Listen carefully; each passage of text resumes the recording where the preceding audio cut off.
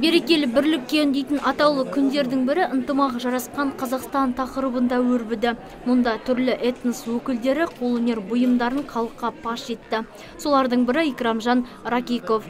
Ол қазақтың ұлттық әшекейлерін өз қолмен жасап шыққан. Көрмеге келдік. Бүгін шабыт күн екен. Соған осы бар заттарымызды қойып, адамдарға көрсетіп жатырмыз.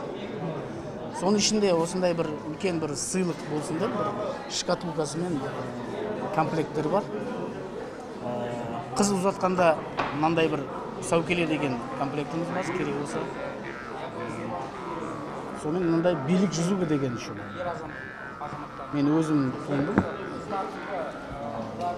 Батырлардың сауыты сияқты жасалған, бірақ мынау әйелдердің. Мұндай шаралардың жастарға берер тәрбиесі мол дейді ұйымдастырушылар. Айтуларынша алғыс айту күніне дейін өткізілетін түрлі шаралар қазақ жеріне қоныс аударған этнос өкілдерінің бір-біріне алғыс айтуды көздейді. Бұл көрме жалпы жастарға осы өзіміздің қазақтың қолөнер бұйымдарын жасауға деген өзінің ынтасын арттырады деп сенеміз.